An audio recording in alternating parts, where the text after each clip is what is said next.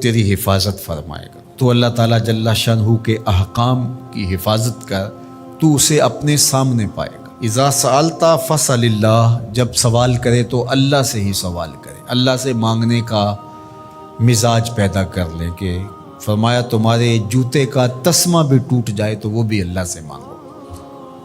ضرور بازار میں جاؤ دکاندار سے، لیکن حقیقی طلب اللہ سے ہونی چاہیے۔ بات بات پہ اللہ سے سوال کرو، بڑی سے بڑی چیز بھی اس سے مانگو، چھوٹی سے چھوٹی چیز بھی اسی سے طلب کرو۔ ہماری ساری ضرورتوں کا کفیل ہمارا رب، ہمارا مالک ہے۔ تو دوسری نصیحت یہ کی کہ جب تو استعانت طلب کرے، مدد طلب کرے تو اللہ سے ہی استعانت طلب کرے۔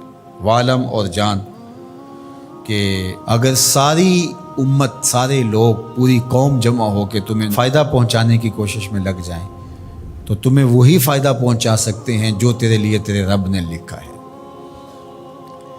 اور فرمایا وَإِنِ اجْتَمَعُوا عَلَىٰ أَن يَضُرُّوكَ بِشَيْءٍ، اور اگر تمہیں نقصان پہنچانے کے درپے ہو جائیں، لَمْ يَضُرُّوكَ إِلَّا بِشَيْءٍ قَدْ كَتَبَهُ اللَّهُ عَلَيْكَ، تو تجھے صرف وہی نقصان پہنچا سکتے ہیں جو اللہ نے تیرے لیے لکھا ہے۔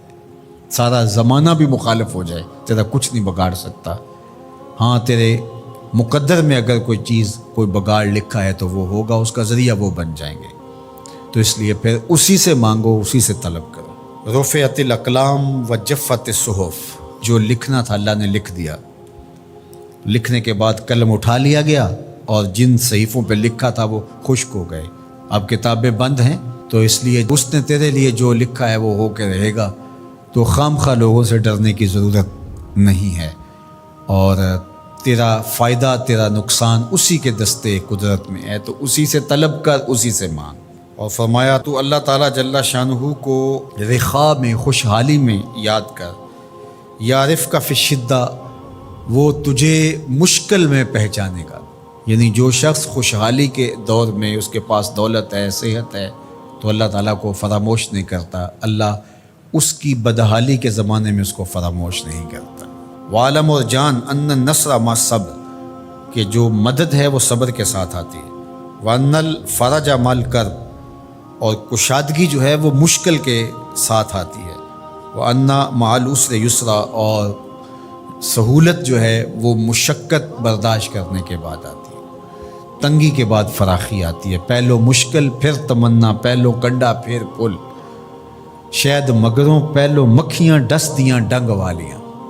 تو یہ سب ہوتا ہے، مشکلات، تکلیفیں، آلام، مصائب، ان سب سے گزر کر کے آسانیاں آتی ہیں۔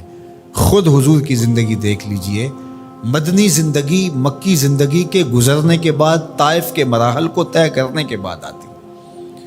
تو ہم ڈائریکٹ اگر چاہیں مکی زندگی کو اختیار کیے بغیر اور طائف کی مشکلات اور سنگلاخ راستوں سے گزرے بغیر مدنی برکتیں حاصل کرنا، تو وہ نہیں پا سکتے۔